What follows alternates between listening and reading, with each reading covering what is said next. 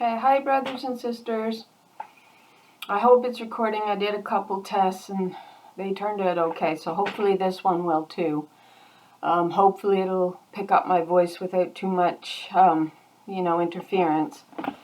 So today we're going to look at something. I know I'm supposed to be done, but I haven't even begun my research on the house in the forest of Lebanon and all I wanted it to entail. There you go. For part 7 of Unlocking the Mysteries of the Bible with the Key David. But this is kind of part and parcel of it. Of course, everything I do is. But before we share what I wanted to look at this evening, and forgive me for being so late on my final part. I do plan on being done, but I thought I'd share with you what I had been looking at. And but before we do that, let's take a look at one other thing I wanted to take a quick look at. And that is found in Isaiah. And yep, I'm going to use my new computer and see how that actually works out. So it's found in Isaiah 57:17. And this is what, and I'm going to say she says, I was enraged by their sinful greed. I punished them. And then she says, I hid my face in anger. So we're going to take a look at hid and what that kind of entails. And we'll do it quickly. I punished them and hid my face in anger, yet they kept on in their willful ways. Now, if we do go into interlinear, now it says, I was enraged by his sinful greed, so I struck him and hid my face in anger. Yet he kept turning back to the desires of his heart. But she says, yet I have seen his ways, but I will heal him, and I will guide him and restore comfort to him and his mourners. So the mourners we picked up in Jeremiah chapter 9, which is the women who were mourning for the houses that had cast them out. All right? So if you have been watching my videos, we already know this. We don't need to go in any more detail. But yeah, for the iniquity of his covetousness. So if you go in 12:15, gains made by violence and unjust gain and profit. So these were the daughters that were being gnashed upon. Great violence were being perpetuated against them to remove their covenant, their laws out of the land.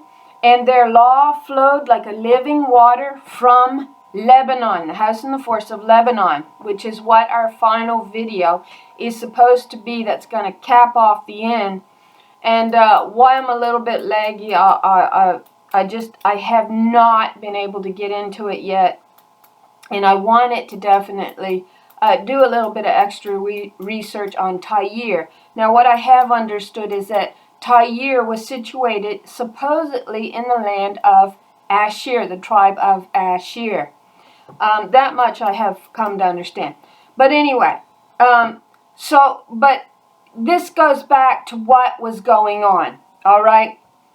And she was very angry with what the men of her covenant were doing to her covenant and what they were doing to gain power and riches, and they were using violence. So that's this word covetousness, for the iniquity of his covenants, of his covetousness.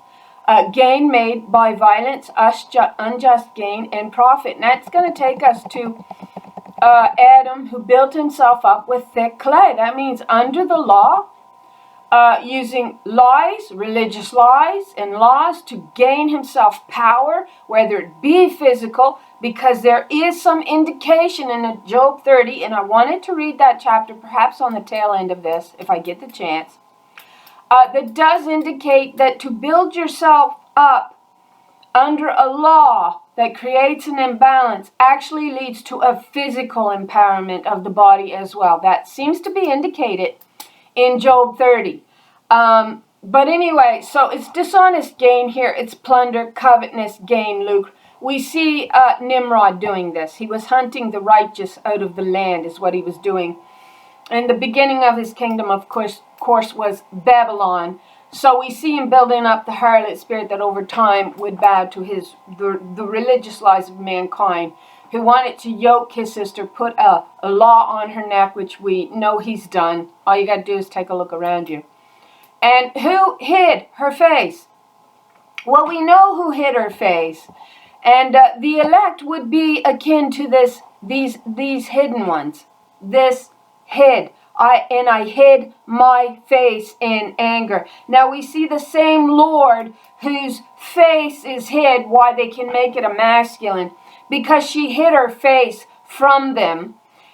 But she's the same Lord that sits to the right hand in Psalm 110 of the number 113. And it says, in her wrath, she will strike through kings in the day of her wrath. It says him. But it's her that hid her face. Her who? Who hid her face? Psalm 83. It says, for lo, the enemy have made a tumult, and they have hated, and they that hate thee have lifted up the head. They have taken crafty counsel against thy people, and consulted against thy hidden ones, against your treasured ones. Well, we're going to discover where those treasured ones come from. We already have, actually. They're the elect. They're the firstfruits. They're a divine selection. But we also find out, what we're going to find out when we do a study in Psalm 68 and Psalm 69, that it's actually their descendant, the descendancy of her as well. So we see them taking crafty counsel against her people and against her hidden ones. So here she hid her face. We know the Lord, in Isaiah 56:8 says, the Lord, 136, gathereth the outcast, that would be the hidden ones, of Israel, yet will I gather others to her beside those who are gathered unto her.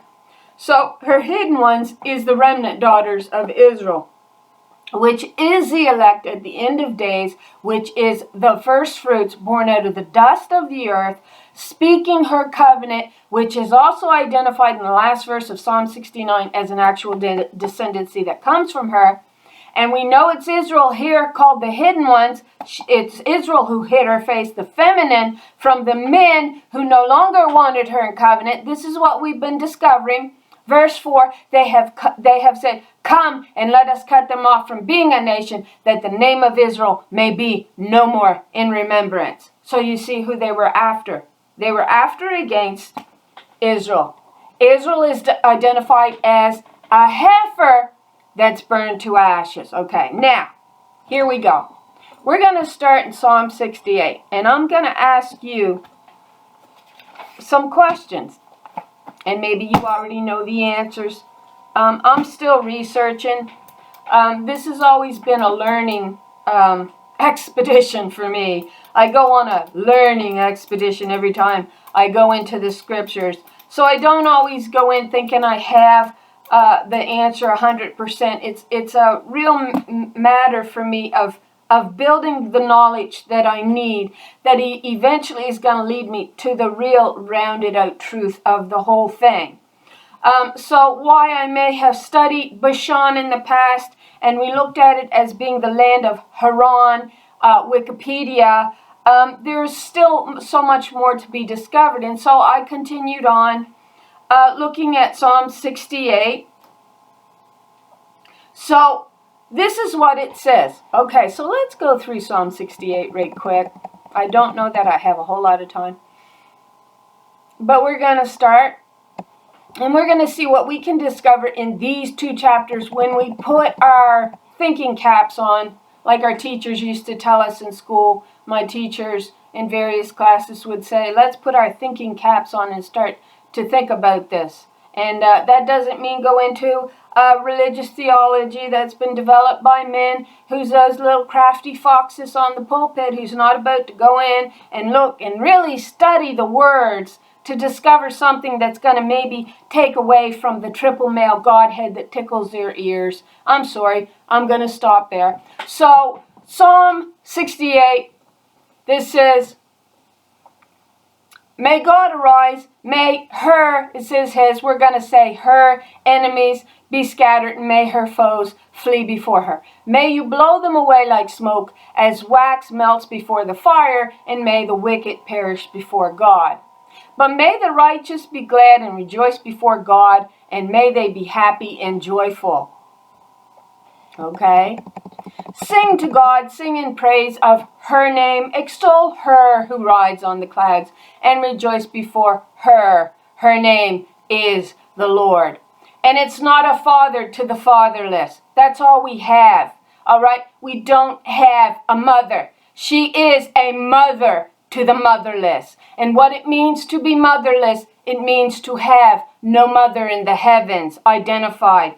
That's who hid her face from us. She's mad at us. Why is she mad at us? Because we turned away from her covenant. Not his, hers. That's why the vineyard becomes his. Because they begin to teach a lying religious theology, okay? And for anybody who's followed me on the other videos that I've made, I don't have to explain all about the Shulamite, okay? I've done it over and over again.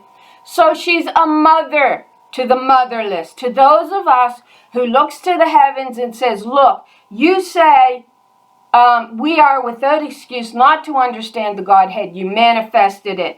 So when I look in the mirror, I see an image that God made in God's image, and it is not male. My image happens to be female. I am made in my mother's image. And my body as such is defined as the one that gives life on this planet. Therefore, the image that I am made in as the creator of life above is female. That's what it's telling you. And it's also telling you that you're without excuse not to understand that. It's just simple, common sense. You think a he gave life. Why do you think those foxes on the pulpit don't want to go in and study the scriptures? They're afraid it's not going to tickle. It's not going to be like honey on their tongue.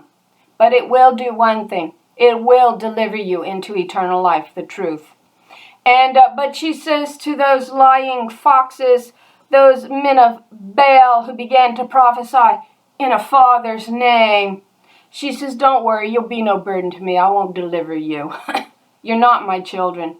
You want to teach against a mother that gives life, then you're no children of mine. You can walk that crooked path that those foxes laid out for you so long ago. If you don't want to follow the straight way that I tell you is my way in Proverbs 1, which is my laws that give eternal life. They don't raise a man up and say, bow to him. That's not what my laws do. And that's found in Proverbs 1. And the father was to point to the mother and say, you adhere to her laws. But they didn't. They didn't want anything to do with her covenant. Her laws of peace and mercy and truth that leads to eternal life, they didn't want them. So she hid her face and her hidden ones, which is her descendancy hidden upon planet Earth, no longer hid, because she says, my glory, you'll see it upon this earth. And she says, those who tries to, what does she say? It is found in Isaiah 8:10. Those who take counsel together, it shall come to naught. They speak the word, and it shall not stand, for God is with us. So you see them trying to do that against their hidden ones, God's hidden ones, which is the remnant daughters of Israel. You see them trying to take crafty counsel right now to remove them out of the land of being a nation, which you saw the men of Israel doing actually in Obadiah 1. We'll just go there briefly before we move on here. Obadiah. I'm well back. So Obadiah 1. Obadiah's back. Okay. So what did they say? She says, thou shouldest not have entered into the gate of my people in the day of their calamity.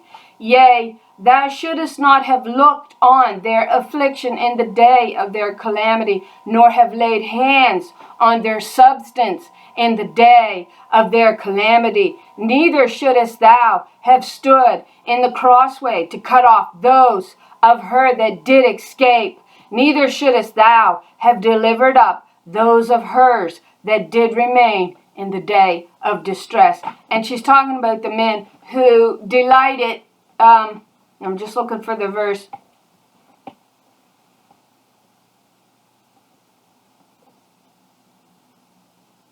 Verse 12, but thou shouldest not have looked on the day of thy sister, not brother, in the day that she became a stranger unto you.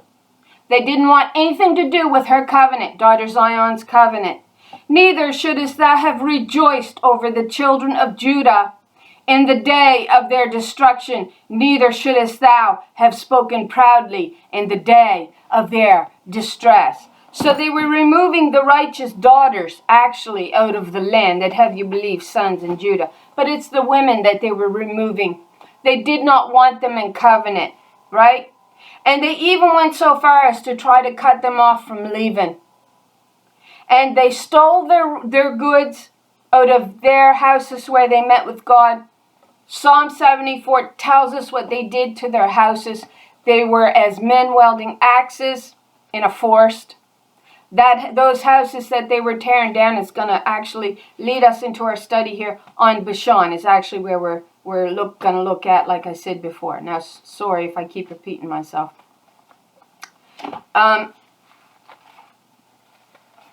So it gets to be confusing. And this is the reason why it's so confusing right now for me. All right. So this is the question and the study that I'm going to hand off to you. So we'll keep going until we actually hit it. God sets the lonely in families. She leads out the he. No, she. She leads out the prisoners with singing. Who's been imprisoned? The daughters. That's who's been imprisoned under a religious lie. They play the harlot, they do, under this religious lie. But mothers, daughters at the end spring up out of the dust of the earth, speaking no guile. They're actually holding the original spirit of the covenant of Israel as the roots. It says if the roots is holy, the branch is also holy. So it's speaking of the descendancy of these daughters coming from that root, which we're going to show you it actually says so in the scriptures. She leads out the prisoners with singing, but the rebellious live in a sun-scorched land, in a desert where there is no water. When you, God, went out before your people, when you marched through the desert, right? Wilderness, it's the same, desert. The earth shook, the heavens poured down rain before God, the one of Sinai before God, the God of Israel. So let's go back into the King James. I like the King James. It's prettier. It's got a prettier lilt to it. The earth shook, the heavens also dropped at the presence of God. Even Sinai itself was moved at the presence of God, the God of Israel. Look at that. Let's write down, for anybody who's actually still interested in doing a study, let's write down Sinai. Okay. We can put remember at the top here. Excuse me. So remember Sinai. Okay, even Sinai itself was moved at the presence of God. So we've identified the presence of God as the outcast Zion that no man sought a covenant with, also identified as the camp of Mahanaim that Jacob saw in his dreams, I guess, though he battled with this angel, which is supposedly a male. No, it was the daughter Zion herself. He was after her blessing of the birthright is what he was after. And so he battles until daylight with her, and then the angel leaves. She leaves. Daughter Zion leaves, which is the Lord, 136, I believe, that he's battling with to take her name, which was Israel. All right? Israel is identified as a heifer that eventually gets burned to ashes, which we're going to see here in this chapter in a minute. And so, but what happens? He ends up carrying this limp out of this dream right with him. If he was actually battling this angel in the spiritual plane, as it suggests that he was, the injury that he sustained by this angel, and I don't think it was in the spirit realm that he dreamed. I think he actually battled her in the physical plane. But it supposedly followed him out into the physical plane of existence, and he walked with a limp after that. If I got that right. I might have to research that again. So, there's something weird going on. Because they actually walked on this earth. This group of women, known as the outcast of Zion, that no man sought a covenant with, known as the presence of God, physically existed in this physical realm, physical spiritual realm on this earth. All right? They actually did. And this chapter actually proves it. Because it says, okay, so remember, the God here was in Sinai. This God's going to be identified as the Lord 136, which we identified as daughter Zion's number, which is in Psalm 110. Now, Psalm 110 lists 3 different lords there. We know they're 3 and separate, distinct lords because of the chapter in Genesis. Oh, what chapter is it? 18? The same 3 lords identified in Psalm 110 are identified in Genesis 18 as 3 angels that Abraham actually speaks to. And he sees 3 standing. And it's the same 3 numbers in Psalm 110.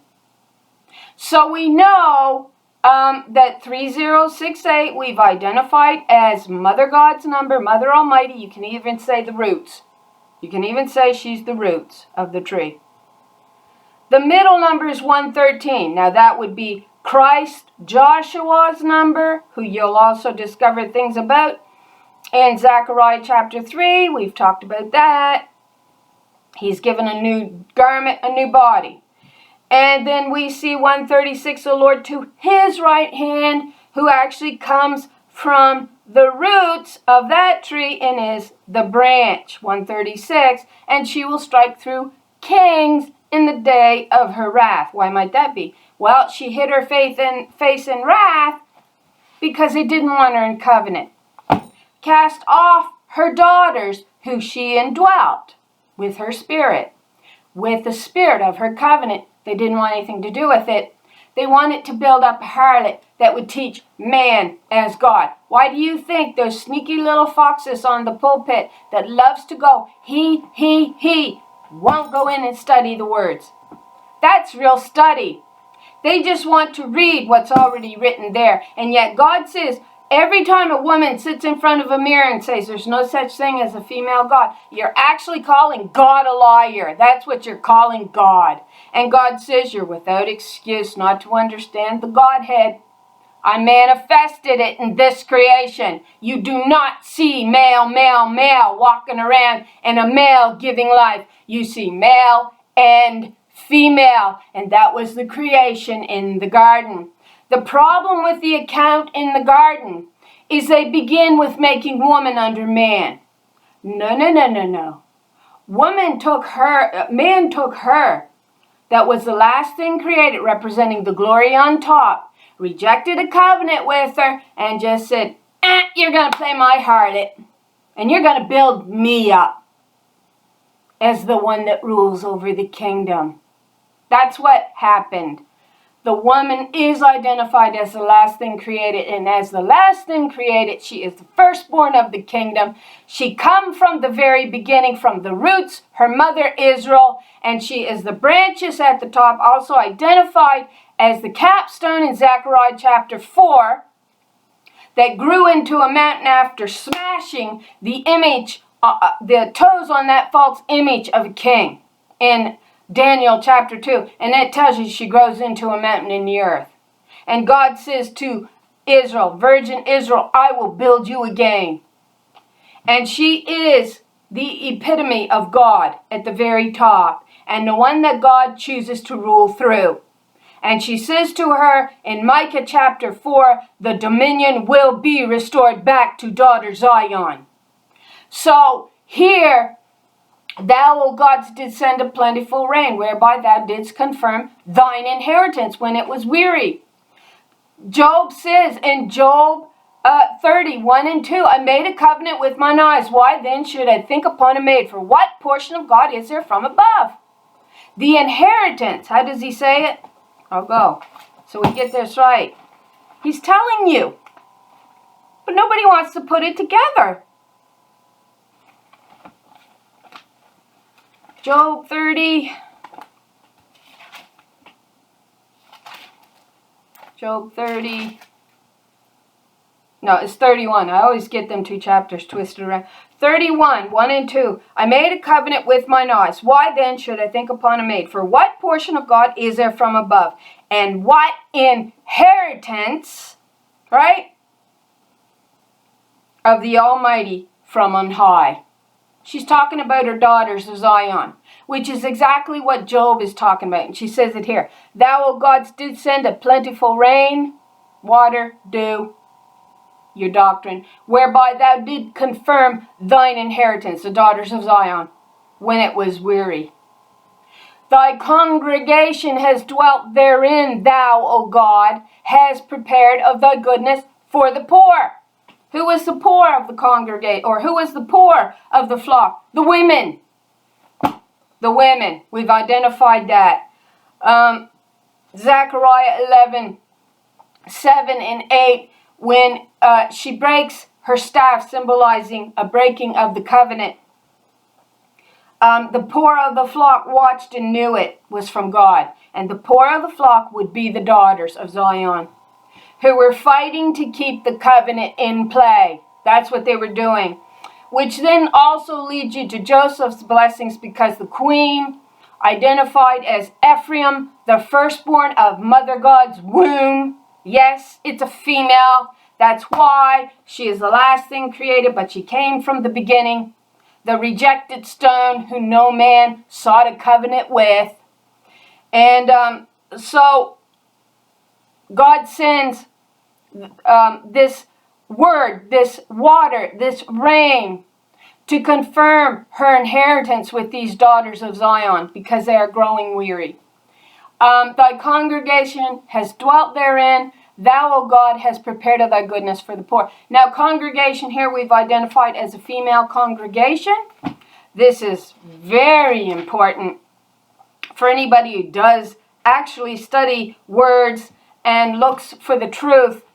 The Lord gave the word. Now, the Lord here is 136. That's her number. Daughter Zion, the branch number. The spirit of his covenants number 136. That's why she's going to strike through kings in the day of her wrath, and they're going to pick their head up. That's what it means, to be restored back to your covenant.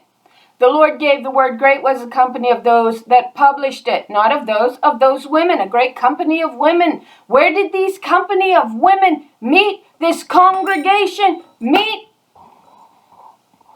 Let me say. Well, it's not on this one. Never is it? I'll get it.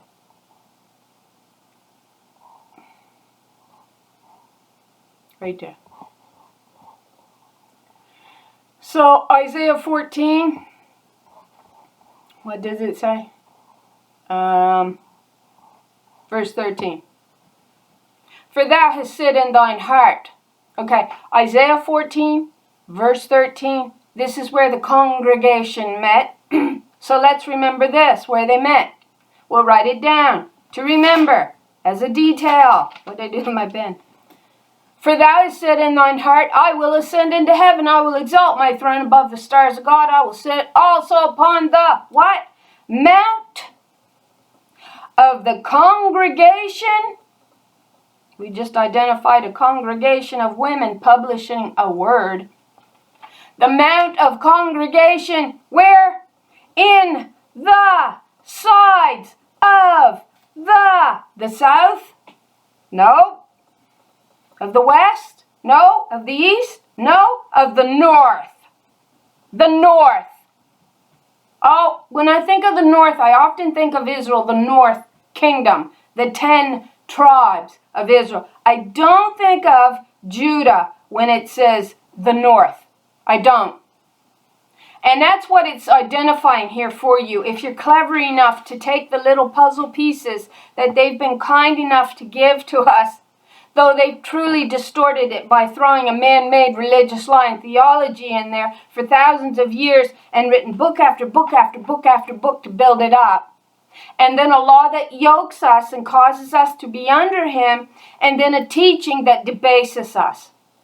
So they've really worked at gnashing at our covenant and taking the spirit of our covenant out of the land. And yet she is promised full restoration. And the men of Judah as well, who took wives of a strange god. That would mean the covenant, the law system of a strange god, whom the mothers and fathers of Israel never feared, and married her and dealt unfaithfully and treacherously with the wife of their youth, yet is she the wife of your covenant.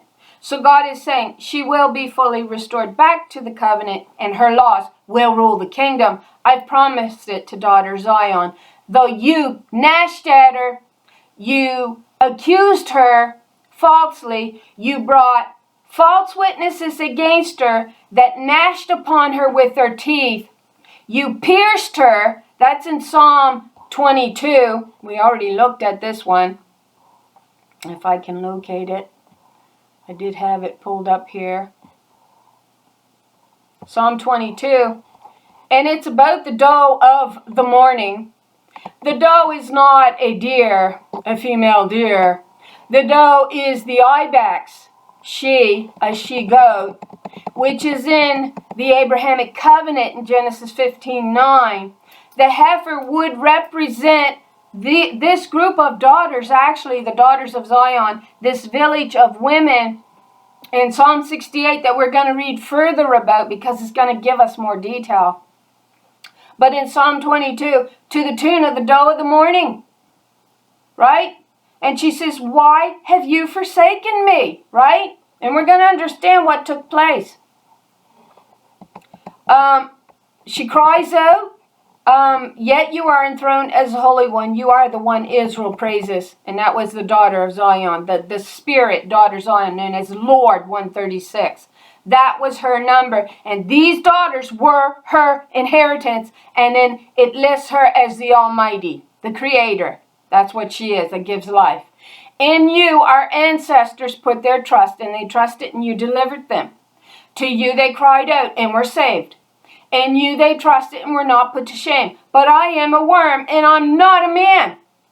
I am woman, I am a worm, I'm despised by those who took a harlot in covenant that will willingly build him up as God on this earth and be willingly yoked under a man-made religious lie and law. So I am a worm. It's talking about these daughters of Zion, the remnant daughters of Israel, known as the nation of Israel, whom they wanted to take counsel against the hidden ones and stop her from becoming a nation again. Well, you're only going to become a nation by speaking the truthful word of the covenant and delivering your children. You're not going to wait on a man to do it. Why now do I see every man standing around with his hands on his hips as a woman in travail and every face turned pale? They're witnessing the collapsing of the entire civilization because they are unable to deliver the children. It is only bringing on death and demise. So the sisters, who are the remnant daughters of Israel, who is also an elect. They are an elected group. It means they are divinely appointed. And you were divinely appointed before the foundation of the world because of your descendancy. It is not based on your color. It is based on your descendancy that runs in your blood. Now, to you they cried out and were saved, and you they trusted and were not put to shame. But I am a worm and not a man. I am scorned by everyone and despised by the people. I have become an outcast. They do not want me in covenant. They do not want your laws, O Mother God. And yet I will look to you for my deliverance. All who see me mock me. They hurl insults and they shake their heads. And boy, do they ever. I've heard words that some of the sisters, I ain't even heard what the men are saying. I don't think I want to even know. But I've heard some of the sisters, oh my gosh, there's no such thing as a female God. Well, here, allow me to erase your image, shall we? God made you, and every time you say there's no female God, you call God a liar. You do, not me.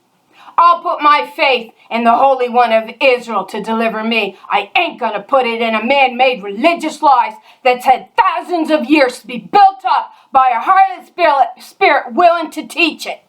You go for it, girls. You walk that crooked path and let's see it deliver you. Let's see those men deliver you. Oh, peace, peace, when there is no peace. Oh, but those foxes can sound so righteous, can't they? And us women can sound so wicked, can't we? They don't want to hear anything we have to say. It doesn't do this.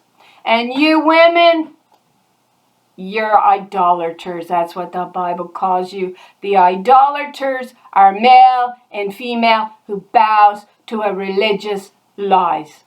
So, all who see me mock me. They hurl insults, shaking their heads. And I'm sure not just me. I'm sure there are other daughters out there who, like me, feel that they have been selected, they have been appointed by God, Mother, who never forgot her hidden ones. She trusts in the Lord, they say. Well, let her rescue her. We'll see. Let her deliver her, since she delights in her, so they mock. We don't need to actually hear you or watch you write it in a real negative comment to know that this is what is in your heart, to know that this is what is in your minds, and this is what you are saying, this is what you are thinking, this is what you're doing. The world attests to that simple truth. If it didn't attest to it, we would have absolute freedom in this world. We do not. We have bondage, bondage, bondage. That's right. That's what we have by our governments. So, yet you brought me out of the womb. I'm going to change it. Yet you gave life to me, and you made me trust at your breast, my mother. Milk comes from the mother. We grow on the milk of our mother, on the words of our mother. And you get that in Song of Songs. You do. It's not from a king that you get your milk. It's from your queen that you get your milk and your nourishment from.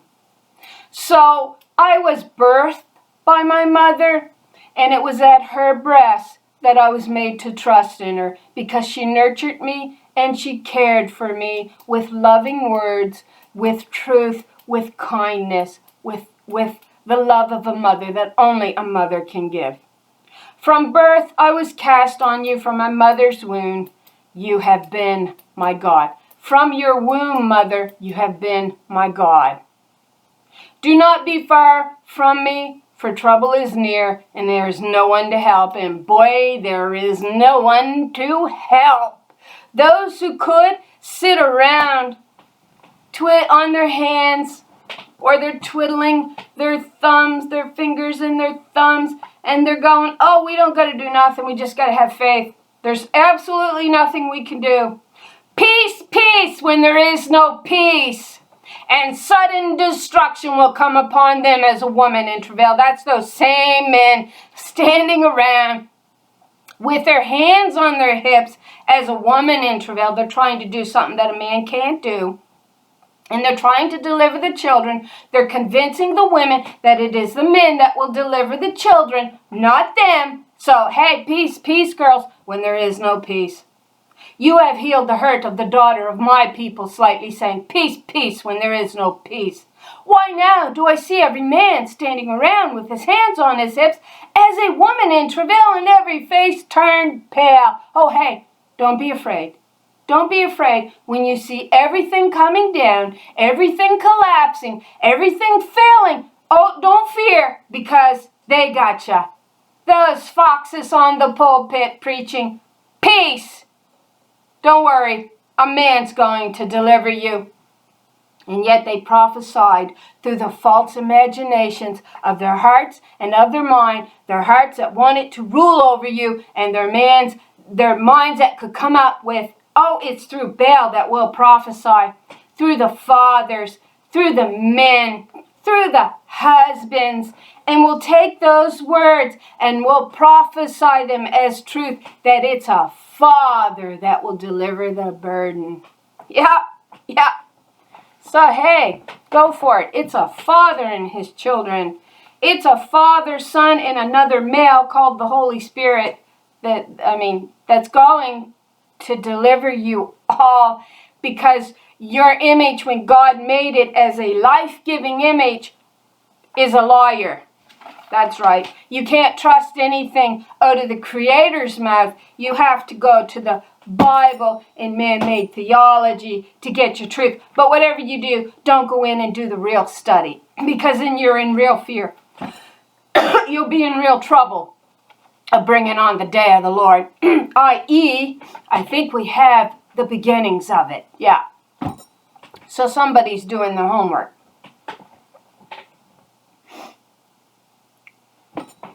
Verse 12. Many bulls surround me. The bulls of who? The bulls of Bashan. Strong bulls of Bashan have encircled me. They encircle her. They open wide their mouth at me as a ravening and a roaring lion. And they did. We saw them taking her out of the land. That's what they wanted. I am poured out like water. All my bones are out of joint. My heart is like wax. It is melted within me. So, there's no female required in this creation. I don't know why God ever made one. I really don't. Because then that actually technically makes God a big fat liar. And I don't believe God lied. I happen to believe the man-made religious lie and theology is a lie. My strength is dried up. You lay me in the dust of death. For dogs, the word here for dogs is male harlots. Male prostitutes have surrounded me. A band of evildoers have encompassed me. They pierced my hands and my feet. You see what they did to her? They were gnashing at her. They were bringing false witnesses against her to take the spirit of her covenant out of the land. She's also identified as your rock that you were to be founded upon. It was her laws, not man's laws. So you see all of this, all right? But this wasn't what I wanted to read. I was just making the point that this is the same group here, the daughters of Zion, who was her inheritance that they worked and gnashed upon, pierced, surrounded her, the bulls of Bashan. That's those men, the males of Israel, the sons of Israel, the north, that actually come against the daughters of Zion to try to remove them out of the land in the spirit of their covenant. And we've discussed this over, so we're going to keep reading here. So this congregation met in the mount of the congregation in the sides of the north. So what does it say? The Lord gave the word. So daughter Zion 136, daughter Zion's name, or number rather, Lord 136, met with her inheritance here on earth, known as the daughters of Zion, this company of women, who would then take the word out. They flowed like a living water from Lebanon, which is where? In the north. Really? It's in the north? Lebanon is in the north. Huh? And then we get a little house called the house in the forest of Lebanon, which was where? Well, let's keep reading and see if we can't figure out a little bit about what's going on here. So verse 12, Psalm 68, kings of armies did flee apace, and she that tarried at home divided the spoil. Though you have lion amongst the pots. No, that's not what it's translated here. When you go in and do your study and look the words up, and you can look them all up, you'll be so pleased if you're really bent on learning truth at what you just might be able to piece together. Though you have lion amongst the ash heaps, yet shall ye be as the wings of a dove. That's female. That's not a male dove. That's female, representing the Holy Spirit, your dove. And she says, and I believe it's the physical spiritual component, these daughters who were in covenant with 136, she says this. All right? She says this in Psalm.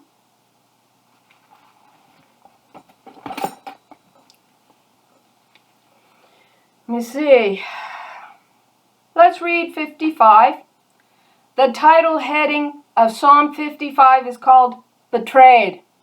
And I'm going to tell you, this is the daughter Zion that was betrayed in her covenant.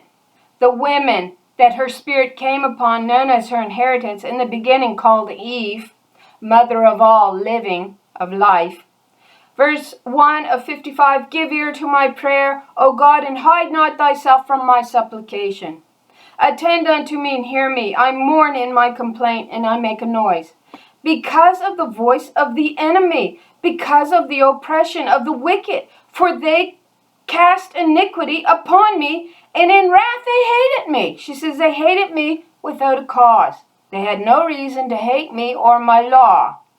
My heart is sore pained within me, and the terrors of death have fallen upon me. Fearfulness and trembling are come upon me, and horror hath overwhelmed me. And I said, oh, that I had the wings of a dove, for then would I fly away and be at rest.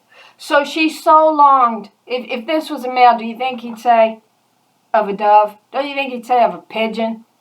Don't we know the difference between a male and a female in certain species, such as the dove and the pigeon? The turtle dove is female. The pigeon is male. So, oh, if I had the wings of a pigeon, I would fly away. This is her. Because he dealt treacherously. He accused her of things that she said, I know not what they're accusing me of. It's a lie. I did not commit what they're accusing me of. These are false witnesses gnashing at me with their teeth to take the spirit of my covenant and law out of the land so they can rule themselves and yoke my inheritance under them. And that's just what we got going on. And I said, oh, that I had the wings like a dove, for then would I fly away. Lo, then would I wander far off and remain in the wilderness. It's strange because when you look up signpost, it'll link you to, what's the word? No, I can't remember. If you look up the word signpost, I doubt I wrote it down. It will take you to the feminine dry ground. It's a feminine dry ground, right? So what it means that the signpost is masculine leads you to the feminine dry ground means that they dried up her waters, her law, the spirit of her covenant upon this earth, and put in play their own signs and wonders that were thought up by the wicked imaginings of those men of Baal who taught man, man, man, or male, male, male, right? Father as God and who you would hearken to when it was mother's laws and words and waters that we've discussed. Is shown in passages. You were to hearken to her words and her waters, not his. So but what I was saying is if you look up signpost, which is going to, I believe, a masculine, it'll eventually lead you back to a feminine dry ground. And that's because their lying signpost, their lying crooked path that you follow now is just because of her dry ground that they dried up and wanted nothing to do with her covenant and worked to take it out of the land. So she would remain in the wilderness. I would hasten my escape from the windy storm and the tempest. Destroy, O Lord, that's 136, who her spirit was upon her. And divide their tongues, for I have seen violence and strife in the city. Aha. It says, Truth staggered, and equity could no longer enter into the streets. That's what it states.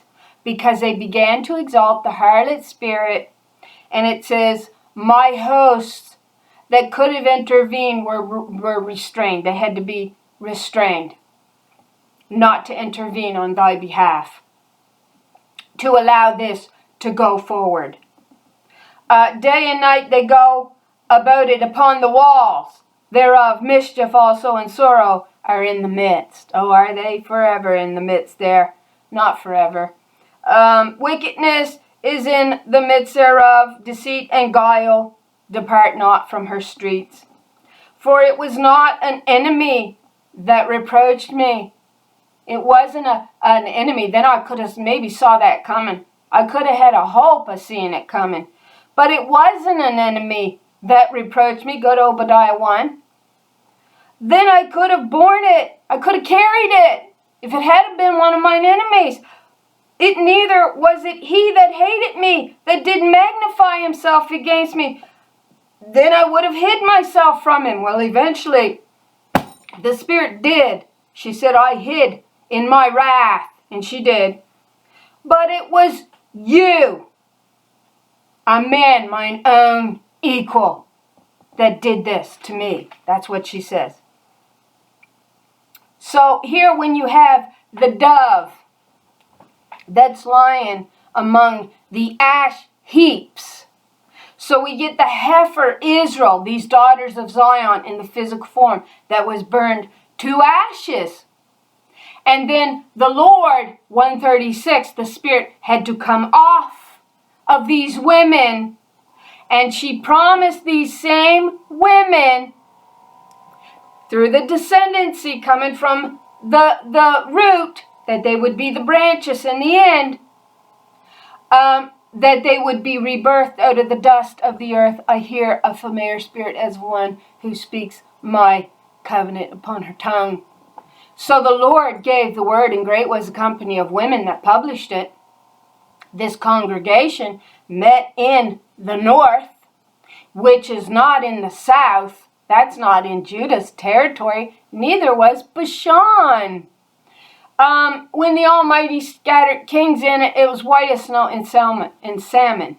That's what it looks like it's saying, salmon. Or Zalmon. It's got Z. The hill of God is as the hill of Bashan, and high hill as the hill of Bashan. So God is saying the hill of God is the hill of Bashan. Do you see Zion in there anywhere?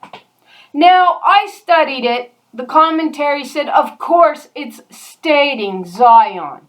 Well, we're going to look at where Zion may or may not have been, because there's some conflict going on here. For anybody who does deep study. Now, I did this once, but because you have so much going on, you can only focus on certain aspects and you have to let others go. Because if you don't, you're just going to lose sight of the one that you're on, and you're going to end up with a huge mixed up mess.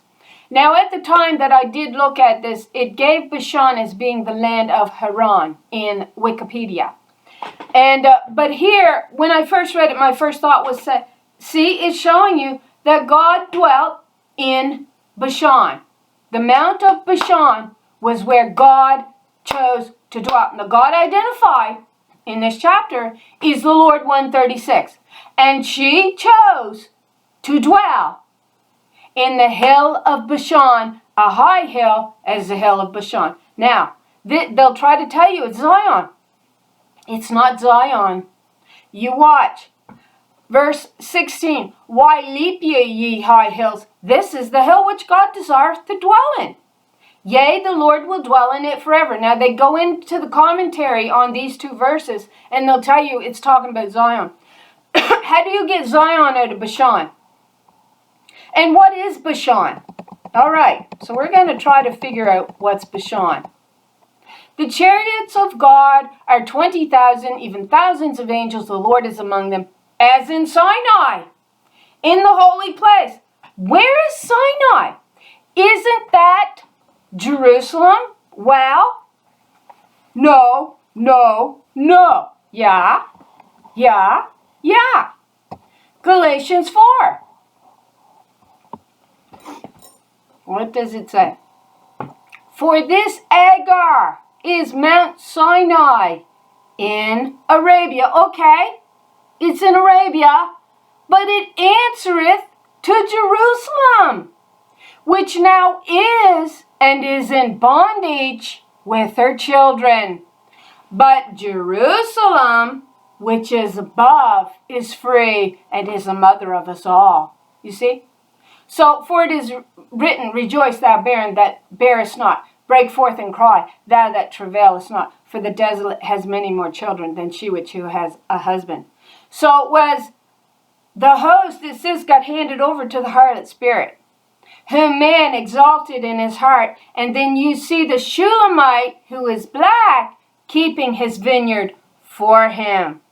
And the restrainer, in another aspect, or another rendition of that same verse, renders it as if the host actually became restrained, that wanted to come in on behalf of the righteous daughters, but they were restrained and held back.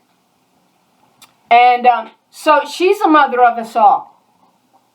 But current day Jerusalem is answering to the law that came from Mount Sinai, which they tried to say came from God. You see what we're saying here? And so she comes from Sinai.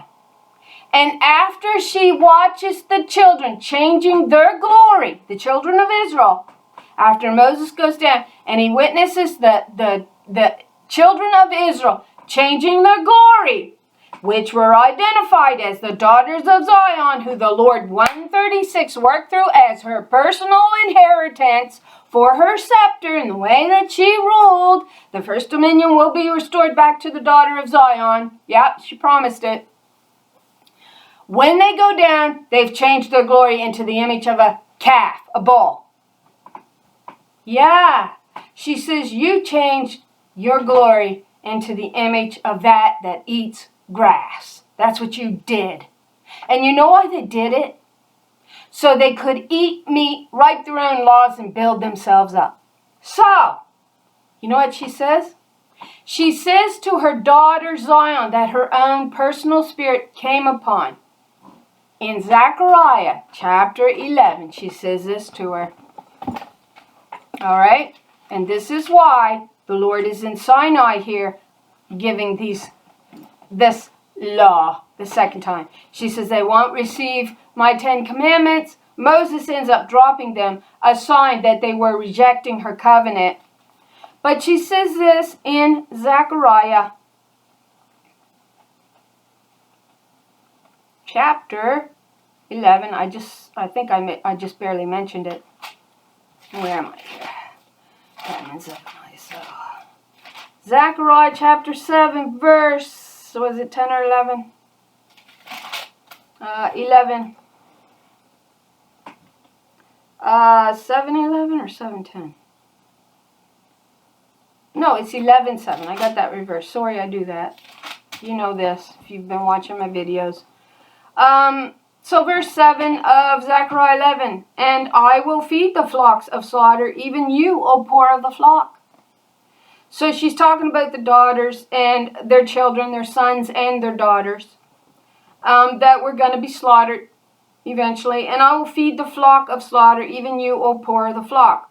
And she says, with the spirit upon her of 136, this is the daughter Zion herself, she says, and I took unto me 2 staffs. The one I called beauty, which represented the spirit of the Lord that was upon her. It wasn't actually representing herself. It was representing the spirit and the beauty of that spirit, of that covenant. I called beauty. I took 2 staffs. The one I called beauty and the other I called bands. My inheritance. That's who they were called. The poor of the flock that is mentioned here. They were her personal inheritance. That this congregation of women that you see in Psalm 68 published the word of the Lord, which was also the congregation that met in the north. And they gnashed upon her, told lies about her, brought false witnesses in the court of law to remove her out of the land so they could take control of the law and play God. And I will feed the flocks of slaughter, even you, O poor of the flock. And I took unto me 2 staves. The one I called Beauty, the other I called Bends, and I fed the flock. Then she states, I cut off 3 shepherds. She was abhorred by them. They didn't want to teach what she was telling them to teach. Then said I will not feed you. I'm done feeding you. So you see the Lord on Mount Sinai saying the same thing. I'm done feeding you. I'll give you precisely what you want. You want to be ruled over by wicked laws, by mankind that will steal your rights from you and your riches from you, then there's nothing more I can do. I'm going to pull back. But her daughters, who were the poor of the flock, knew what it was about. All right? So she says, and I took my staff, even Beauty, and I cut it asunder. I broke it in front of them, that I might break my covenant. I'm done with you. And she says, and it was broken in that day. And so the poor of the flock that waited upon me knew that it was the word of the Lord. They knew it came from mother. They knew that. The daughters knew that this breaking of the covenant came from mother from above, whom they met with in the north. So that is why 136 is in Psalm 68, also in a sense lying as an ash heap, the spirit there. So she says, fine. What did she say here? She says, give them the wicked devices of a foolish shepherd. She says, give them the foolish shepherds that's got wicked notions, and even the drunk that can prophesy foolishness will be the prophet of this people. Let them have what they want. So she gives them exactly what they want. So that's why the Lord here in Psalm 68 is seen coming from Sinai. She's the same Lord that breaks her covenant with them and says, hey, let them have all the foolish thoughts they want. Let them have the wicked devices of a foolish shepherd. Let them write religious lies and laws. Let them have it. But in the end, it's going to come around and they're going to be ensnared into their own lies. And I won't deliver them. So the clean pathway belonged to her. Long time have I holden my peace. Long time have I been restrained. Now will I go forth. I will destroy and I will devour. But I will lead them in paths, the way that they have not known. Right? So we see the same Lord. Actually in Zechariah chapter 11. In a very different manner, showing the breaking of her covenant versus her coming from Sinai in Psalm 68, which is then shown as Hagar with the children under the bondage of the law that came from Sinai, then identified as Jerusalem. Or certainly the law that feeds out from Jerusalem, which is the bondage that put the whole world under a man-made religious law and law. That's what it's showing you, which is why this Lord is seen coming from Sinai in Psalm 68. Okay. So, Psalm 68. So the chariots of God are even 20,000s, even thousands of angels. The Lord is among them. As in Sinai in the holy place. Yeah. So, as in Sinai in the holy place. So the Lord is among them in the sanctuary as she was at Sinai. That's a better rendering, I think. More truthful. Because certainly her sanctuary was not in Sinai. That was in the wanderings, right? And then God came upon that mountain and met with Moses and gave them the 10 Commandments the first time. And then Moses goes down and sees what they're doing. They're changing their glory, which were the daughters of Israel, the daughters of Zion, into the image of a calf. So they were changing the glory into an image that over time would play into their religious lies and laws. As man, man, man, as God, God, God, or male, one male, as God. The image of a male, which is a male, a man, right? That's your image. So the Lord is among them in the sanctuary as she was at Sinai. So they were rejecting her covenant by making a religious idol that was a lie of a calf. And so then you come into play the religious law of you must sacrifice a bullock and give to God a blood offering. She said, I ask no blood offering of you. But when they took away her righteous daughters, it says her daily grain offering, once you understand what the daily sacrifice is referring to in the book of Daniel, when the host got handed over from the commander, which is Lord, 136, and got handed over to a harlot spirit that had exalted herself to be equal with her, whether that be a male or a female, I'm not 100% sure of. At times it reads as if it was a male, and at other times as if it was a genuine harlot that did. But we know he exalted that harlot so that he could write his law, so that he could write his religious law. Anyway, the host, it says, either gets handed over to the harlot or her host gets restrained. And it may be part and parcel of both, all right? Because we see the angels falling. So we know that there's a lot at play here. There's a lot going on. And it says the daily sacrifice was removed. When you understand what the sacrifice is, yeah, I wrote it down. It's found in Joel 1 and 9, and it is not a blood offering. It is not. Joel 1:9, grain offerings and drink offerings, but not of blood. It was a water libation, I believe, are cut off from the house of the Lord. And those are the same daily sacrifices in Daniel 7:18 that could no longer be offered in her temple because they tore down the house in the forest of Lebanon. Or it gets removed off of earth when the spirit leaves. That's the other thing here. And what you see here in 17, in Psalm 68, the chariots of God, it really puts me in mind of the Ancient of Days when you see her arriving in the book of Daniel and the lightning that shoots out from her throne. It's really chariots. It's angels shooting out from her throne. And the Ancient of Days is just another way of saying wisdom. Ancient. Gray hairs. They try to put it he. No, it's she. Wisdom. She. Ancient of Days. That's who that is. And she, the Lord, was the commander of the hosts here on earth, is what she was. And her inheritance was the daughters of Zion that she worked through. And she's seen breaking that covenant. And then she is seen lying lying in the ash heaps, which is then a larger picture of these daughters of Zion as the heifer of Israel burned to ashes, which then is going to be rebirthed out of the dust of the earth. You see them speaking out of the dust of the earth, the covenant of the original covenant, all right, that man cast down did not want. So blessed be the Lord who daily loadeth us with benefits. May the Lord be praised. Day after day, she bears our burdens. And she does. It is woman who is yoked with these burdens.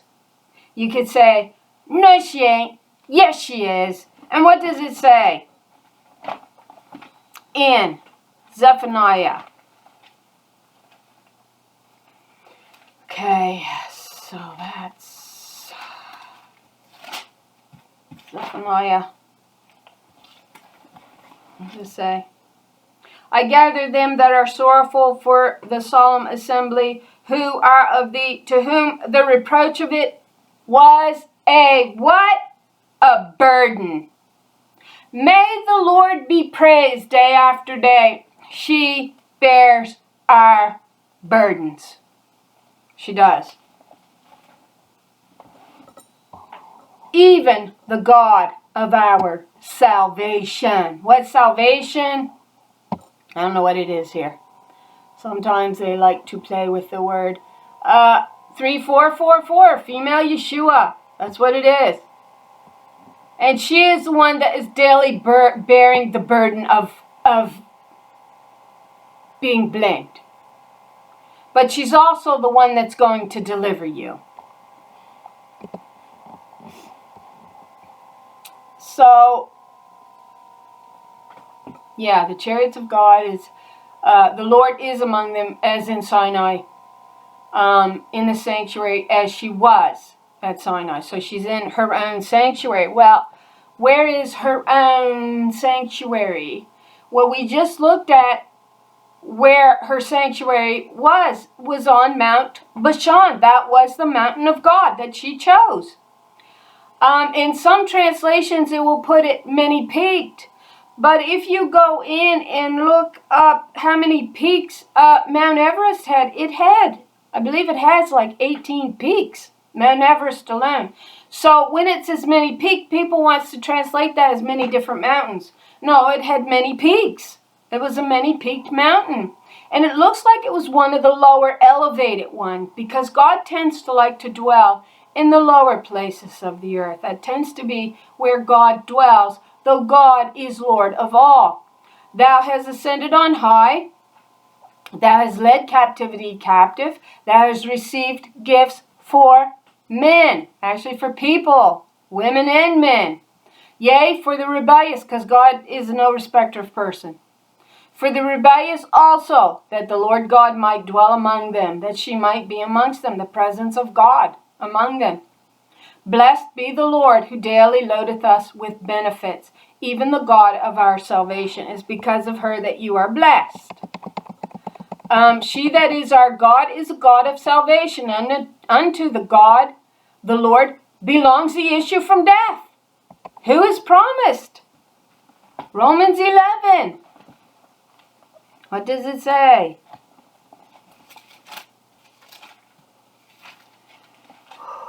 Getting to be a long video, isn't it? Romans 11.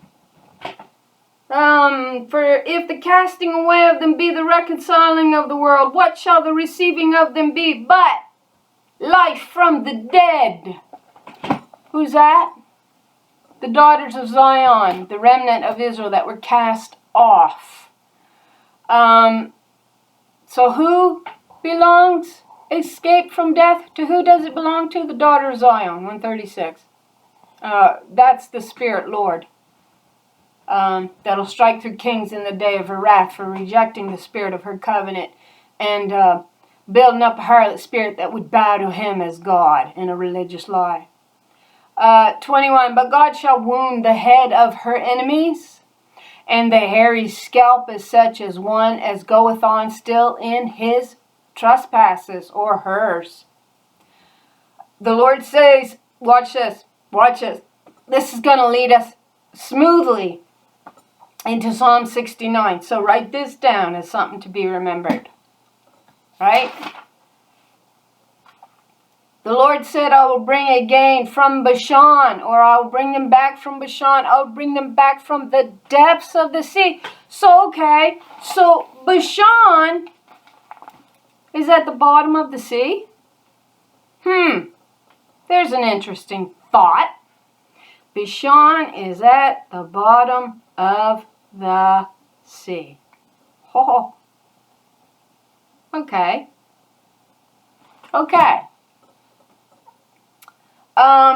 That thy foot may be dipped in the blood of thine enemies, and the tongue of your dogs in the same, while the tongue of your dogs have their share.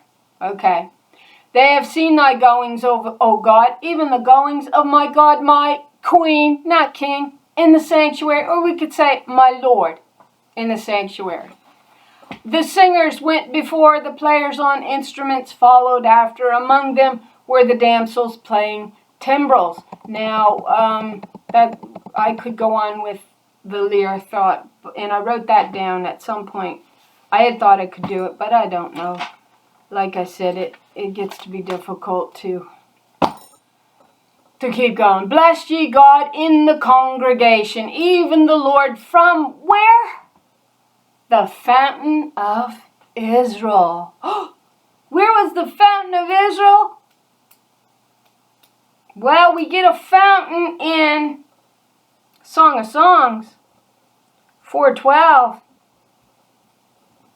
thy wife, the spouse of thy covenant. How is it read? I can't even remember. See, I am tired. Song of Songs 4:12. What does it say? You think I'd remember, but I'm tired. It says, a garden enclosed is my sister, my spouse, a spring shut up, a fountain sealed. Bless ye God in the congregation, even the Lord. Her number's 136 here. You're not getting 113 out of 110 there. And they're three separate, distinct lords identified in Genesis. I believe it's 18 or 21. And it's the same three numbers. So it's a distinct Lord here in view. It is the Spirit. It is the Holy One of Israel. It is the daughter Zion.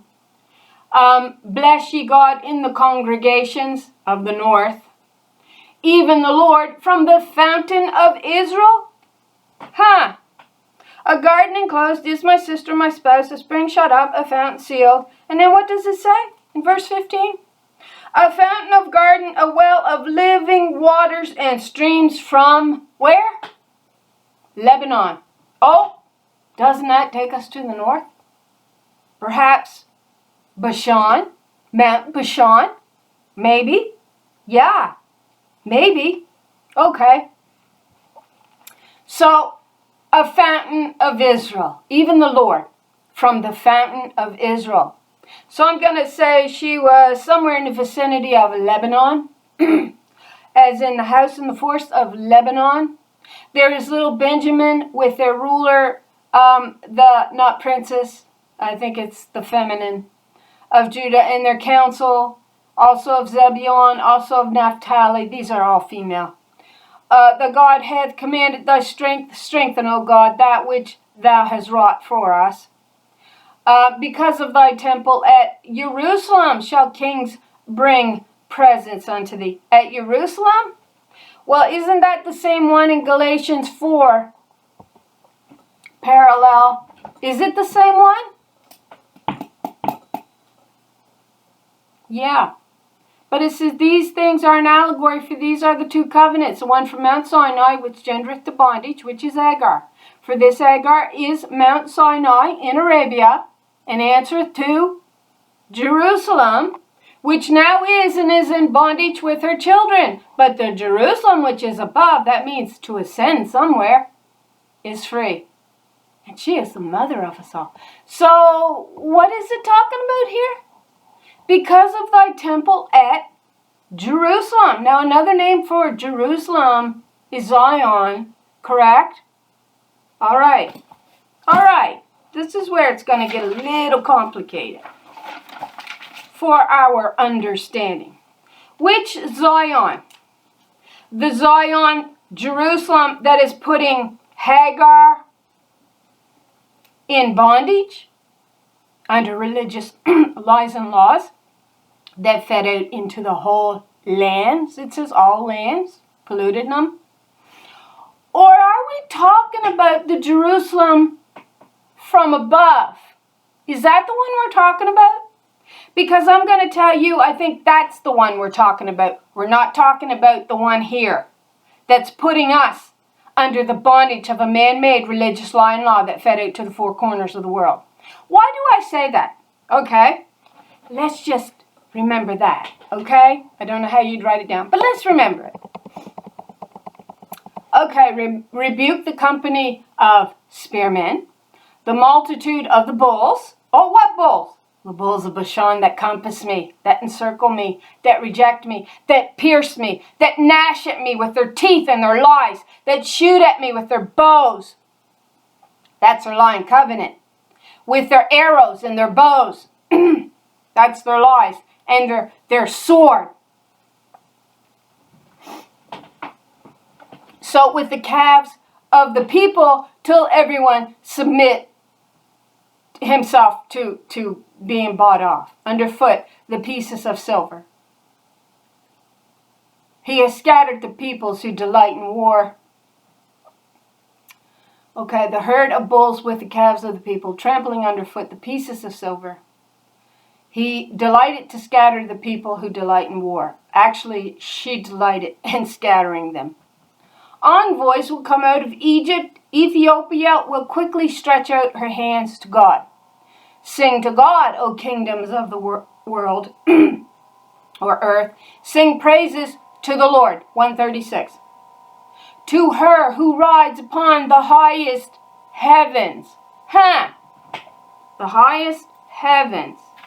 And Mother Jerusalem is from above. She is the mother of us all, which are from ancient times. Behold, she speaks forth with her voice, a mighty voice.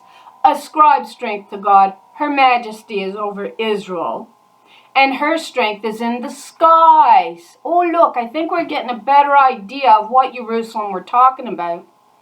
Oh God, you are awesome from your sanctuary. The God of Israel, herself, not himself, gives strength and power to the people. Blessed be God. Okay, now, we're going to move on to Psalm 69, possibly. And I'm going to see how long this video is getting to be. Woo! I doubt I got time to do it. I really do. But maybe if I do it quick. Okay, so the idea with Zion, all right, if I can get this pulled up. This is where we need to go to understand a few things. So I'm going to go through this fast. And I apologize for it taking so long. So let's go to Deuteronomy 3:9. Where is it? I got so many pulled up here. So Deuteronomy 3:9. I'm obviously not going to get to reading Job 30. Deuteronomy 3:9. At that time we took from the two kings of the Amorites the land across the Jordan from the Arnon Valley as far as Mount Hermon. Mount Hermon, remember that. Which the Sidonians call Syrian, but the Amorites call Senir. All the cities of the plateau, all of Gilead and all of Bashan as far as the cities of Selikah and Edrei in the kingdom of Og. So this Bashan was largely a name for what the king of Og was his territory called, Bashan. It was not in Judah. It was not located anywhere in Judah that I can understand. Now you can ask 100 different questions and they simply don't want to give you simple, straightforward answers anymore like you could get 5 years ago. They want to complicate it and dance all around it. But the area that the king of Bashan ruled or the king of Og ruled over was Bashan. And Bashan is described as having this little Mount Hermon inside of it. All right? That's why we're to pay attention to this. Now, if we go to Deuteronomy, okay, now if I can find it, 4:48, this is what it says. All right? So this is something that you can focus on. So we'll begin in Deuteronomy 4. Why ain't my computer working? It's brand new. They took possession of the land belonging to Sihon and to Og, king of Bashan, the two Amorite kings across the Jordan to the east, extending from Aroer, I can't say it, or Aroer, on the rim of the Arnon Valley as far as Mount Sihon, that is Hermon. All right, so let's look at a better translation. From Aroer, which is by the bank of the river Arnon, even unto Mount Sihon, which is Hermon. Do we understand what was just said here? This Mount Sihon, which is in Hermon, which they called it Mount Hermon. This is what they referred to it as. But it was Mount Sihon, was in the land of Bashan, that was in the territory of King Og, that they slayed and took his land. It was not in the territory of Judah. Now, One more thing that you can go look at, okay? Psalm 133, verse 3. It is as if the dew of Hermon were falling on Mount Zion. I thought they just identified Mount Hermon as Mount Zion. But where's the dew falling from? It is as if the dew of Mount Hermon, I'm going to stick Mount in there because that's what it was called, Mount Hermon, were falling on Mount Zion. For there the Lord bestows her blessings, even life forevermore. So the Mount Zion, Jerusalem from above, bestowed her blessing upon the Mount Hermon below, which was also called Mount Zion, which was in the territory of Bashan, according to this. You see why it gets to be confusing until then you understand why Galatians 4 is so important that it factors in.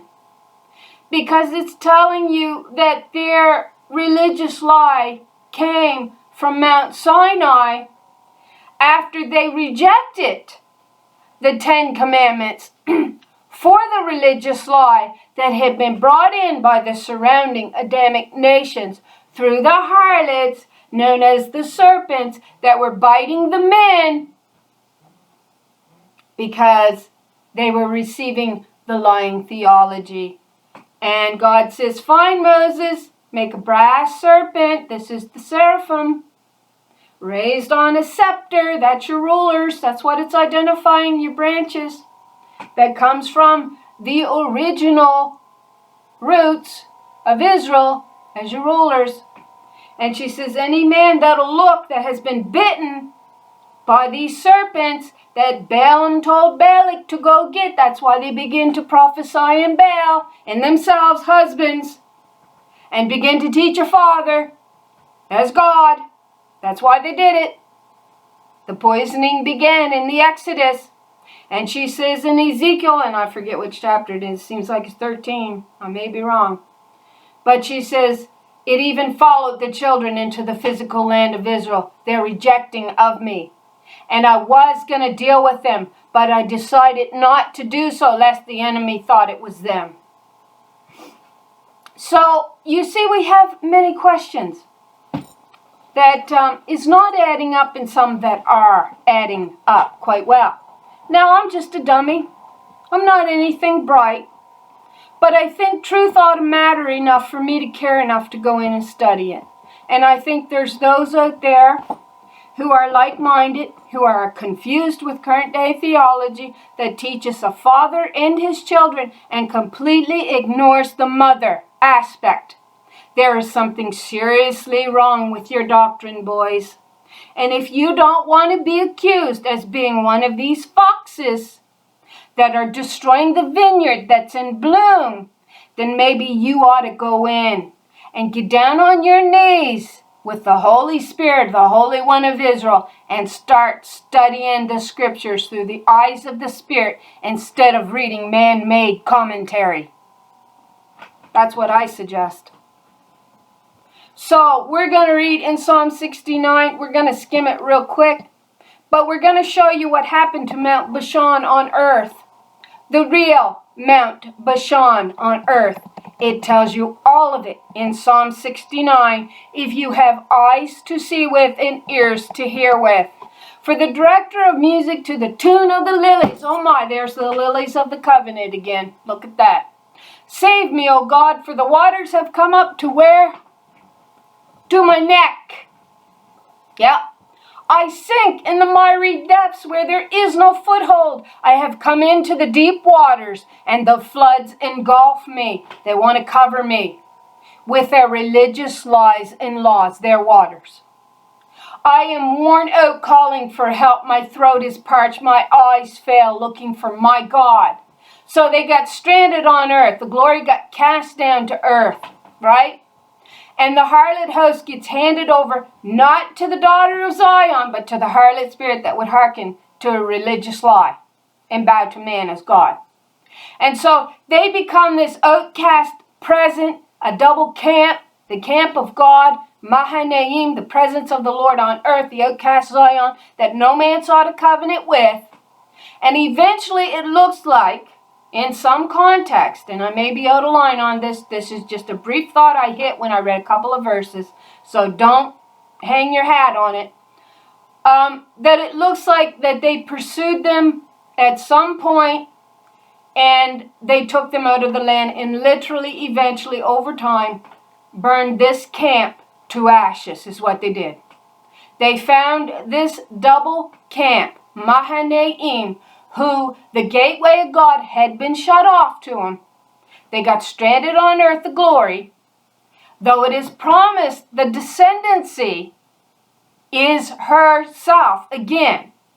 Now, it's not something that we can fully comprehend, but it is there. It's a spiritual aspect that we don't fully comprehend. But it does look like they were surrounded, right? Just pierced me, gnashed at me, and eventually they burned this camp to ashes, is what it looks like. And that is why she lies like a dove amongst the ash heaps. That's kind of your understanding there. And they were the presence of God upon this earth. No man sought a covenant with them. They were a separated camp. They became strangers to their mother's children. And they were trapped in a sense. But it was all in God's plan of redemption. So I am worn out calling for help. My throat is parched. My eyes fail looking for my God. Those who hate me without reason outnumber the hairs of my head, and many are my enemies without cause. And those who seek to destroy me, I am forced to restore what I did not steal. So she's saying at the end, she's saying, I must restore the children back. No man can birth these children out through the straight pathway. It is the restrainer that is no longer going to be restrained. You, God, know my folly. My guilt is not hidden from you. Lord, yeah, that's who it is. Lord, the Lord Almighty, may those who hope in you not be disgraced because of me. God of Israel, may those who seek you not be put to shame because of me. For I endure scorn for your sake, and shame covers my face. I am a foreigner to my own family, Israel, a stranger to my own mother's children. For the zeal for your house, the house in the forest of Lebanon, the temple in Bashan, consumes me, and the insult of those who insult you fall on me. The reproach, the burden that they carry on them has fallen on them. When I weep and fast, I must endure scorn. And when I put on sackcloth, people make sport of me. Those who sit in the gate talk about me, and I am the song of the drunkards. Who became the byword? Israel. The daughters of Israel. And they rejoiced to think they had took the spirit of her covenant out of the land. And they got drunk on it. They got drunk on their own lies and on their own doctrine. And you see them actually throwing up on the tables these drunkards who cast their own crown to the ground. Ephraim did that. That was your ruler. Your crown identified you as a king by what you ruled by. So they cast their own scepter to the ground. They didn't honor. That was eternal life, by the way. And you find them in Isaiah. It's either Isaiah 28 or 29. You see them being drunk and throwing up on the tables. And it's talking about a lying theology. And so she becomes the byword. But I pray to you, Lord, in the time of your favor and in great love, O God, answer me with your sure salvation. Rescue me from the mire. Do not let me sink. Deliver me from those who hate me and from the deep waters. Where did the Bashan go? She got covered over with water. That's why she's bringing her back up from Bashan. It actually looks like the water levels rose and came over this Mount Bashan, which would have been one of the lower mounts, actually, We think of God on being the highest, but God tended to like to dwell on the lower hills. That's where God tended to like to rule from. And it looks like, just by reading these two chapters, that the hill of Bashan may well have been a low, under sea level, right? That's almost what it looks like. So those who sit at the gate mock me, and I am the song of the drunkards. But I pray to you, Lord, in the time of your favor, in your great love, O God, answer me with your sure salvation. She says, I'll bring up Bashan from the depths. Rescue me from the mar. Do not let me sink. Deliver from those who hate me and from the deep waters. So there does seem to be some idea that she is going to drain the waters. The water levels of earth is actually going to go down in some understanding. I'm just starting to get it in, I believe it's in one of the passages in Isaiah. Now, if I can quickly find it, I'll share it with you. I did mark it. Let me see. Give me a second here. It was in the 60s, I believe. Okay, I'm in 54, 56.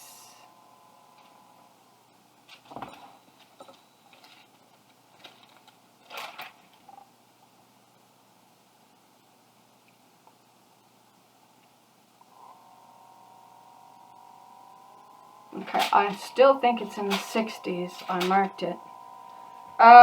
But it has the idea of the water levels falling. And that idea is kind of gave also in the restrainer no longer being restrained in Isaiah 42. She says, I will dry up the herbs, I will dry up the pools.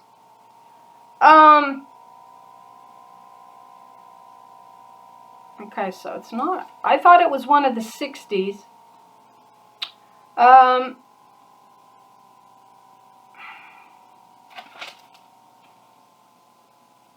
Excuse me, I am tired tonight.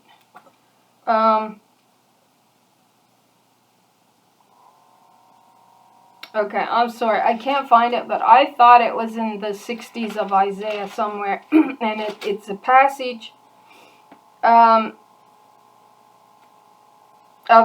it has the idea of the draining of an ocean. So here she says the waters have come up. You know, it has the idea that come up over Mount Bashan, where Mount Hermon, Mount Zion, which is the mother of us all from above, it's there. The idea is there. Oh, draw near to my soul and redeem it. Ransom me from my enemies. You know my reproach and my shame and my dishonor. All my adversaries are before you. Reproach has broken my heart, and I am so sick. And I looked for sympathy, but there was none. And for comforters, but I found none. They also gave me gall for my food, and for my thirst they gave me vinegar to drink. So again, you're kind of looking at bitter waters is what you're looking at, which is part of their lies. It's always been part of their lies. May their table before them become a snare. We see that table set actually in Proverbs chapter 9, verse 1. Wisdom has set her table. She's laid a snare. And when they are in peace, may it become a trap for them. So that's when they say, peace. Peace. We're going to be delivered. Just have faith that a male God, is going to come and deliver the children. Just, you don't need to go in and study. And yet it says study is what's going to bring on the day of the Lord. It doesn't say reading. It says study to show yourself approved unto God. And it is study, I believe it's in 2 Peter, I think, that will bring on the day of the Lord, not faith. Study, it says. Let their eyes be darkened that they may not see, and make their loins continually to shake. Pour out thine indignation, thy wrath, The Lord that sits to the right hand in Psalm 110. She will strike through kings in the day of her wrath. Pour out thine indignation upon them, and let thy wrathful anger take hold of them. Let their habitation be desolate, and let none dwell in their tents. For they persecute her whom thou hast smitten, and they talk to the grief of those whom thou hast wounded. So this was permitted to go forth. We're told again why. To reconcile the nations back. She was burned to ashes. And ashes is what cleanses the temple, representing the body. So add iniquity unto their iniquity, and let them not come into thy righteousness. Let them be blotted out of the book of the living. This is in Psalm 69. And not be written with the righteous. But I am poor and sorrowful, and let thy salvation, O God, set me up on high.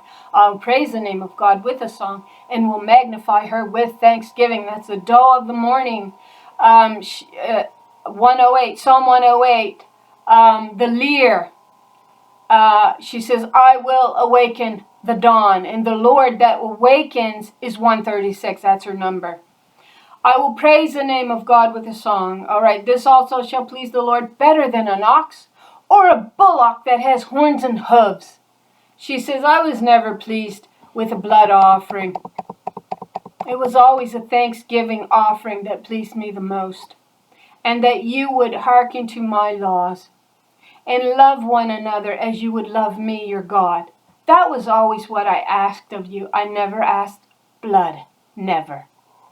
The humble shall see this and be glad, and your heart shall live that seek God, for the Lord heareth the poor and despises not her prisoners. Whose prisoners? The captives. Who's the captives? Under a religious law and law. We discussed it.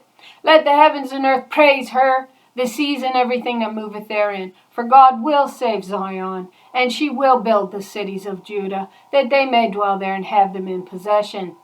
The seed also of her servants, the descendants of her servant. Who was identified as her servant?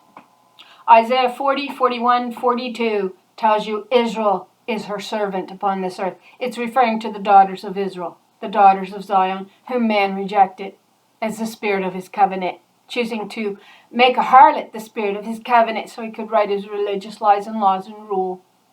So the descendants of her servants will inherit it, and those who love her name will live in it.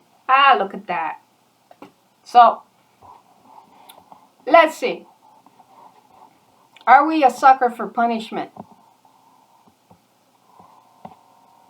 Do I have anything flying around in the air? See, I haven't been able to watch my video. I know I seen one at the start. I have nothing flying around in this room. I'm like, what are they? Some of them looks like feathers almost. What are they? It's just so I'm sorry. I ain't got time to talk about that. It's 1:43. Let's see if we can bolt through this one in 15 minutes. So, we want it to. This is a wonderful chapter. It's going to clue you into who is talking. She says, I go about blackened, but not by the sun. So she's talking about her spirit being blackened. The religious lie. So she's been blackened, but not by the sun. I stand up in the assembly and cry for help. So at this time, the assembly becomes male. Correct? Yeah, it becomes male because they were no longer listening to their sister, who was this congregation of women identified in Psalm 68 who published the word of the Lord. All right, so we've just been through the whole thing. But watch this. I love the NIV. It really shows you it's the feminine that's talking. But now they mock me, Israel, daughter Zion. Men younger than I, whose fathers I would have disdained to put with my sheepdogs. Of what use was the strength of their hands to me, since their vigor had gone from them? Haggard from want and hunger, they roamed the parched land and desolate wastelands at night. Now, these looks like the men who were the surrounding Adams, I guess, who did not want to partake of the covenant. They weren't fit to partake of the covenant. Now, I believe in one video identified it as the women that were cast out, but they don't come until after this first part. So in the brush they gathered salt, herbs, and their food was the root of the broom bush. They were banished from human society, shouted at as if they were thieves. They were forced to live in the dry stream beds among the rocks and in the holes and in the ground, and they brayed among the bushes and huddled in the undergrowth. A base and nameless brood, they were driven out of the land. And now those young men mock me in song. All right, so the position reverses. I have become a byword among them. Who? This presence of God, identified as a double camp, that no man sought a covenant with. They detest me and keep their distance. They do not hesitate to spit in my face. Now that God has unstrung my bow, sorry, I've been talking too much, and afflicted me. So what bow? Her covenant, which you see the women running over the wall because the men rejected their covenant, yet did her bow, her covenant, remain strong and was made strong by the hand of the Almighty God of Israel. You also get in Proverbs 7, is it Proverbs 7 or Psalm 7, that she has restrung her bow, her covenant.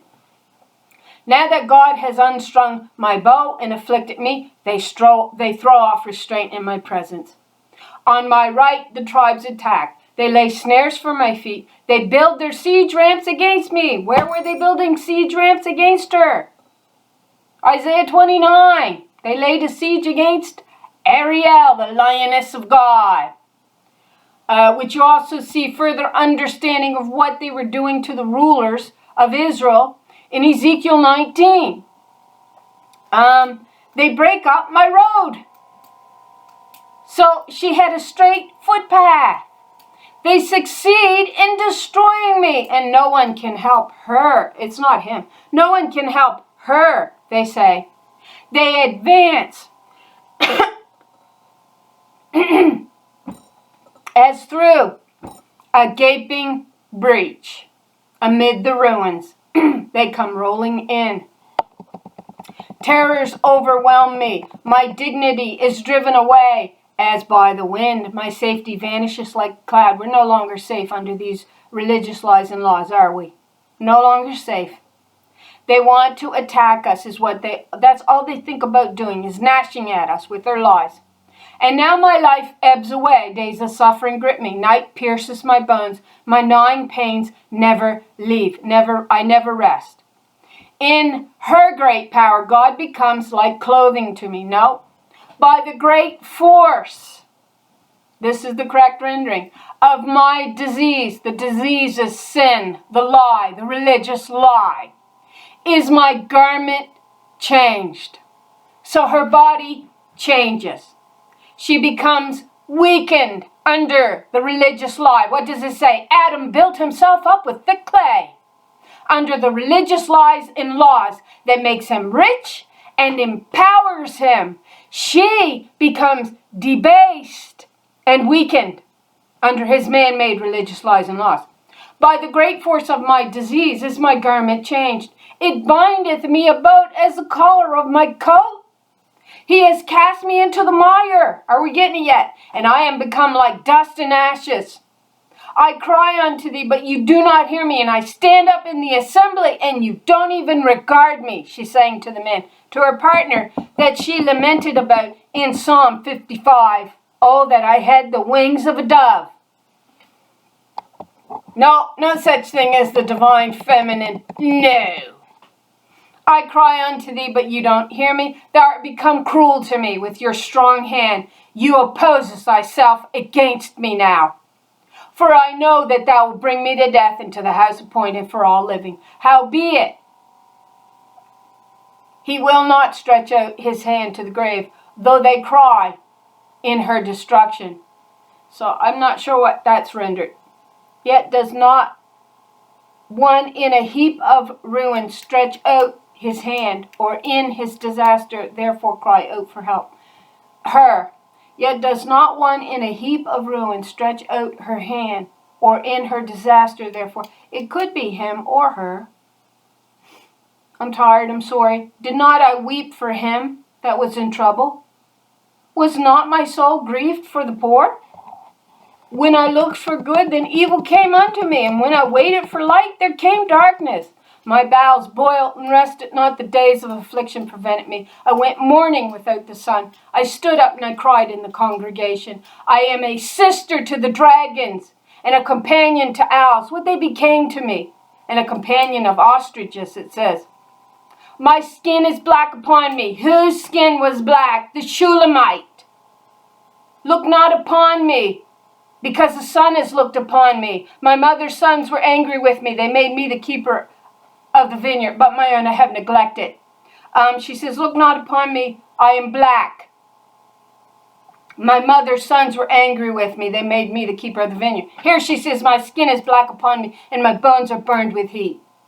My harp, my lyre is turned to mourning, and my pipe to the sound of wailing. Who is wailing? For their houses being torn down and being cast out of the land. The daughters of Zion in Jeremiah 9. And who had the lyre? Watch. I'm just about done. Long video, sorry. Right here. Psalm 108. The same word for lyre. Here in Psalm 108. Awake, harp, and lyre. I will awaken the dawn. What? Psalm 22. What does it say? For the director of music to the tune of the doe of the morning, or the doe of the dawn. I will awaken the dawn. Who has the lyre? And who has the black skin? Or, she says, but not, how does she say it? Job 30. My lyre is turned to mourning, and my pipe to the sound of wailing. It's she. This is she. This is all in regards to the divine female. This is not a male. This is what they did to their sister. They gnashed at her to take the spirit of her covenant out of the land. So what did she say? She says, I'm black, but not because of... what did it say? They mar my path, they come upon me. Yeah.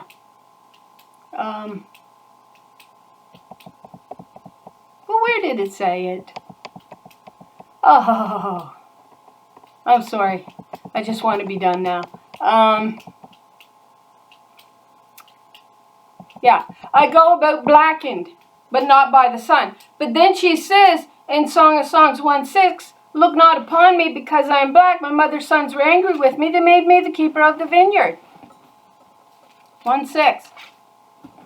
Yeah, just look not upon me because I am black.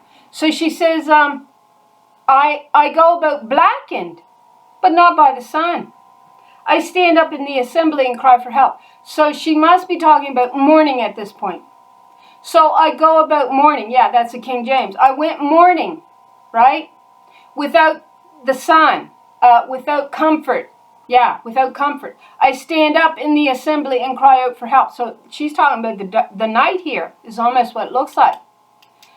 She came into darkness, a time of darkness. That's what that's saying. I go about in the darkness, mourning, but not by the sun, because I'm not in the sun. I stand up in the assembly and I cry for help. I have become a sister of jackals and a companion of ostriches. My skin grows black and peels. My body burns with fever. My lyre is turned to mourning, and my pipe to the sound of wailing. So, I mean, anybody who wants to study these passages and links it, there's no way you're going to put a he as the Godhead. Nope. Don't care what you say.